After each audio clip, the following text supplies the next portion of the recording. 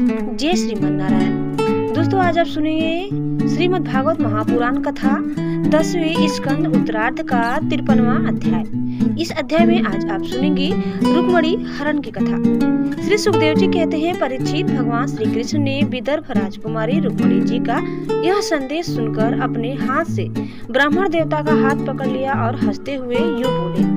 भगवान श्री कृष्ण ने कहा, ब्राह्मण देवता जैसे विदर्भ राजकुमारी मुझे चाहती है, वैसे ही मैं भी उन्हें चाहता हूँ। मेरा चित्त उन्हीं में लगा रहता है। कहाँ तक कहूँ, मुझे रात के समय नींद तक नहीं आती। मैं जानता हूँ कि रुक्मी ने द्वेषवश मेरा विवाह रोक दिया है, परंतु ब्राह्मण देवता आप देखिएगा, जैसे लकड़ियों को मथ कर एक दूसरे से रगड़कर मनुष्य उनमें से आग निकाल लेता है, वैसे ही युद्ध में उन नामधारी क्षत्रिय कुल कलंकों को तहस नहस करके अपने से प्रेम करने वाली परम सुंदरी राजकुमारी को मैं निकाल लाऊंगा।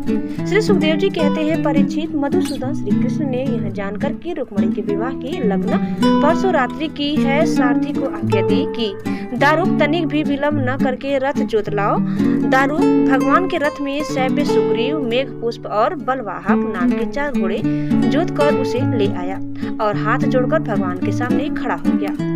सूर्यनंदन श्री कृष्ण ब्राह्मण देवता को पहले रथ पर चढ़ाकर फिर आप भी सवार हुए और उन शीघ्रगामी घोड़ों के द्वारा एक ही रात में अनर्थ देह से विदर्भ देश में जा पहुंचे। कुंडी नरेश महाराज भीष्मक अपने बड़े लड़के रुक्मी के स्नेहवश अपनी कन्या शिशुपाल को देने के लिए विवाह उत्सव की तैयारी करा रहे थे। नगर के राजपथ, चौराहे तथा गली कूचे झाड़ बुहार दिए थे, उन पर छिड़काव किया जा चुका था। चित्र विचित्र रंग बिरंगी छोटी बड़ी झंडियां और पताकाएं लगा दी गई थी। तोरण बांध दिए गए थे। वहाँ के स्त्री पुरुष पुष्पमाला, हार, इत्र, फूलेल, चंदन, गहने और निर्मल वस्त्रों से सजे हुए थे। वहाँ के सुंदर सुंदर घरों में से आग के अगर के धूप की सुगंध फैल रही थी। परीक्षित, राजा भीष्मक ने पितर और देवताओं का विधि पूर्वक पूजन करके ब्राह्मणों को भोजन कराया और नियम अनुसार स्वस्ति वाचन की।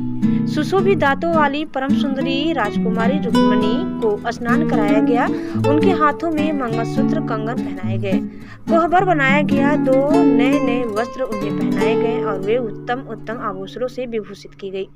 श्रेष्ठ ब्राह्मणों ने साम, ऋक और यजुर्वेद के मंत्रों से उनकी रक्षा की और अथर्ववेद के विद्वान पुरोहित ने गृह शांति के लिए हवन किया। राजा भीष्मक कुल परंपरा और शास्त्रीय विधियों के बड़े जानकार थे। उन्होंने सोचा, सोना, चांदी, वस्त्र, गुड़, मिले हुए तिल और गवे ब्राह्मणों को दी। इसी प्रकार चेदी नरेश राजा दमघोष ने भी अपने पुत्र शिशुपाल के लिए मंत्र के ब्राह्मणों से अपने पुत्र के विवाह संबंधी मंगल कृत्य कराए। इसके बाद वे मद चुराते हुए हाथियों, सोने की मालाओं से सजाए हुए रथों, पैदलों तथा घुड़सवारों की चतुरंगिनी सेना हाथ लेकर कुंडी नरपुर जा पहुंचे। विदर्भराज भीष्मक ने आगे आकर उनका स्वागत सत्कार और प्रथा के अनुसार अर्चन पूजन किया। इसके बाद उन लोगों को पहले से ही निश्चित किए हुए जनवासों में आनंद पूर्वक ठहरा दिया।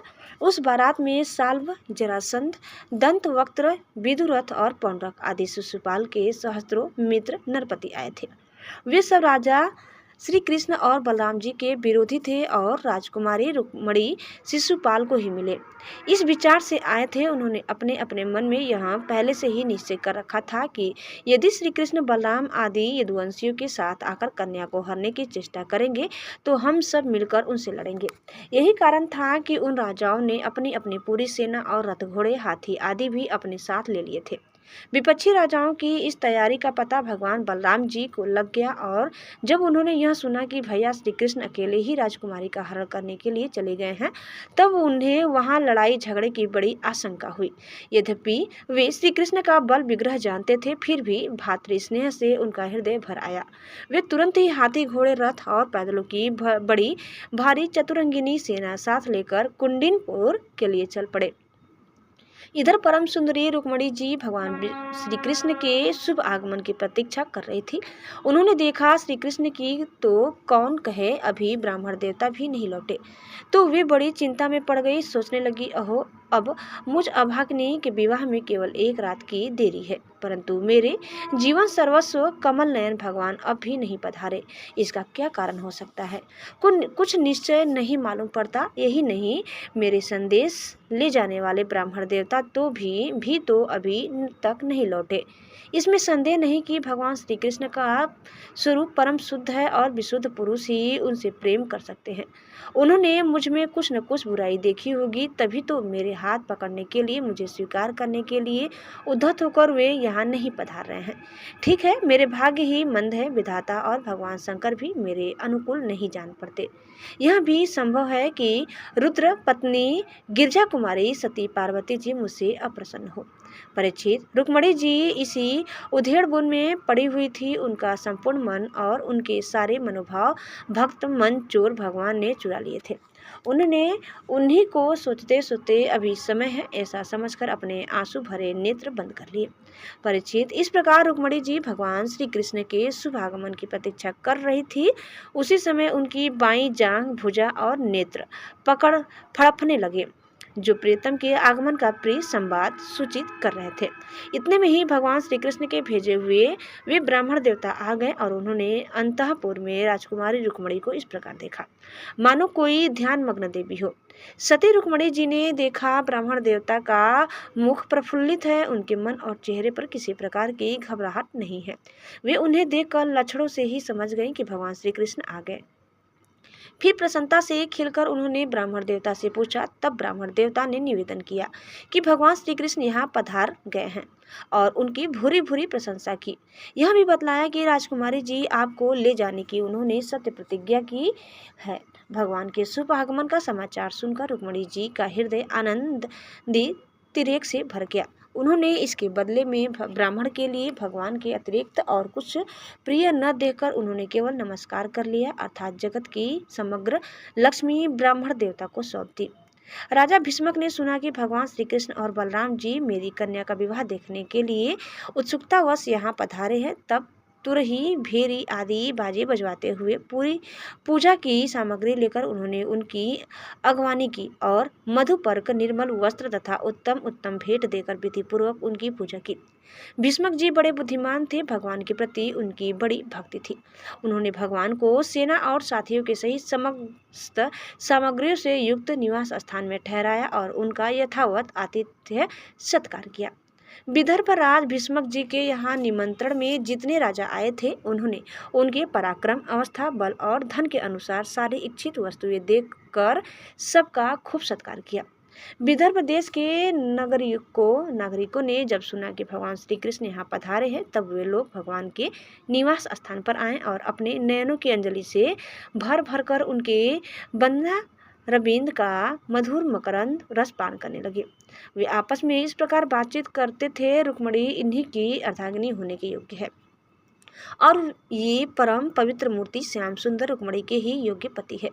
दूसरी कोई इनकी पत्नी होने के योग्य नहीं है। यदि हमने अपने पूर्व जन्म या इस जन्म में कुछ भी सत्कर्म किया हो तो त्रिलोक विधाता भगवान हम पर प्रसन्न हो और ऐसी कृपा करे कि श्याम सुंदर श्री कृष्ण ही विदर्भ राजकुमारी रुक्मणी का परिग्रहण करे। परीक्षित जिस समय प्रेम परवश होकर पूर्ववासी लोग परस्पर इस प्रकार बातचीत कर रहे थे, उसी समय रुक्मणी जी अंतःपुर से निकलकर देवी जी के मंदिर के लिए चली। बहुत से सैनिक उनकी रक्षा में नियुक्त थे। वे प्रेम मूर्ति श्री कृष्णचंद्र के चरण कमलों का चिंतन करती हुई भगवती भवानी के पाद पल्लव का दर्शन करने के लिए पैदल ही चली। वे स्वयं मौन थी और माताएं तथा सखी सहेलियां सब ओर से उन्हें घेरे हुए थी। सूरवीर राज सैनिक हाथों में अस्त्र शस्त्र उठाए कवच पहने उनकी रक्षा कर रहे थे। उस समय मृदंग, शंख, ढोल, तुरही और भेरी आदि बाजे बज रहे थे। बहुत सी ब्राह्मण पत्नियां पुष्पमाला, चंदन आदि सुगंध द्रव्य और गहने कपड़ों से सज धज कर साथ साथ चल रही थी और अनेकों प्रकार के उपहार तथा पूजन आदि की सामग्री लेकर सहस्त्रों श्रेष्ठ वारांगनाएं भी साथ थी। गाते जाते थे, बाजे वाले बाजे बजाते चलते थे और सूत, मागध तथा बंदीजन दुल्हन के चारों ओर जय जयकार करते बिरद बखानते जा रहे थे। देवी जी के मंदिर में पहुंचकर रुक्मणी जी ने अपने कमल के सदृश सुकोमल हाथ पैर धोए आचमन किया। इसके बाद बाहर भीतर से पवित्र एवं शांत भाव से युक्त होकर अंबिका देवी के मंदिर में प्रवेश किया। बहुत सी विधि विधान जानने वाले बड़ी बूढ़ी ब्राह्मणियां उनके साथ थी। उन्होंने भगवान शंकर की अर्धांगिनी भवानी को और भगवान शंकर जी को भी रुक्मणी जी से प्रणाम करवाया। रुक्मणी जी ने भगवती से प्रार्थना की, अंबिका माता, आपकी गोद में बैठे हुए आपके प्रिय पुत्र गणेश जी को तथा आपको मैं बार बार नमस्कार करती हूँ। आप ऐसा आशीर्वाद दीजिए कि मेरी अभिलाषा पूर्ण हो। भगवान श्री कृष्ण ही मेरे पति हों। इसके बाद रुक्मणी जी ने जल, गंध, अक्षत, धूप, वस्त्र, पुष्पमाला, हार, आभूषण, अनेकों प्रकार के नैवेद्य, भेंट और आरती आदि सामग्रियों से अंबिका देवी की पूजा की। तदंतर उक्त सामग्रियों से तथा नमक, पुआ, पान, कंठसूत्र, फल और ईख से सुहागिनी ब्राह्मणियों की भी पूजा की। तब ब्राह्मणियों ने उन्हें प्रसाद देकर आशीर्वाद दिए और दुल्हन ने ब्राह्मणियों और माता अंबिका को नमस्कार करके प्रसाद ग्रहण किया। पूजा अर्चना की विधि समाप्त हो जाने पर उन्होंने मौन व्रत तोड़ दिया और रत्न जटित अंगूठी से जगमगाते हुए करकमल के द्वारा एक सहेली का हाथ पकड़कर वे गिरजा मंदिर से बाहर निकली। परिचित रुक्मणी जी भगवान की माया के समान ही बड़े बड़े धीर वीरों को भी मोहित कर लेने वाली थी। उनका कटिभाग बहुत सुंदर और पतला था। मुखमंडल पर कुंडलों की शोभा जगमगा रही थी। वे किशोर और तरुण अवस्था की संधि में स्थित थी। नितंब पर जड़ाऊ करधनी शोभायमान हो रही थी। वक्षस्थल कुछ उभरे हुए थे और उनकी दृष्टि लटकती हुई अलकों के कारण कुछ चंचल हो रही थी। उनके होठों पर मनोहर मुस्कान थी। उनके दांतों की पात थी तो कुंदकली के समान परम उज्जवल, परंतु पके हुए कुंदरू के समान लाल लाल होठों की चमक से उस पर भी लालिमा आ गई थी। उनके पांव के पायजेब चमक रहे थे और उनमें लगे हुए छोटे छोटे घुंघरू रुनझुन कर रहे थे। वे अपने सुकुमार चरण कमलों से पैदल ही राजहंस की गति से चल रही थी। उनकी वह अपूर्व छवि देखकर वहां आए हुए बड़े बड़े यशस्वी वीर सब मोहित हो गए। कामदेव ने ही भगवान का कार्य सिद्ध करने के लिए अपने बाणों से उनका हृदय जर्जर कर दिया। रुक्मणी जी इस प्रकार इस उत्सव यात्रा के बहाने मंद मंद गति से चलकर भगवान श्री कृष्ण पर अपना राशि राशि सौंदर्य न्यौछावर कर रही थी। उन्हें देखकर और उनकी खुली मुस्कान तथा लचीली चितवन पर अपना चित्त लुटाकर वे बड़े बड़े नरपति एवं वीर इतने मोहित और बेहोश हो गए कि उनके हाथों से अस्त्र शस्त्र छूटकर गिर पड़े और वे स्वयं भी रथ, हाथी तथा घोड़ों से धरती पर आ गिरे। इस प्रकार रुक्मणी जी भगवान श्री कृष्ण के शुभागमन की प्रतीक्षा करती हुई अपने कमल की कली के समान सुकुमार चरणों को बहुत ही धीरे धीरे आगे बढ़ा रही थी। उन्होंने अपने बाएं हाथ की अंगुलियों से मुख की ओर लटकती हुई अलके हटाई और वहां आए हुए नरपतियों की ओर लजीली चितवन से देखा। उसी समय उन्हें श्याम सुंदर भगवान श्री कृष्ण के दर्शन हुए।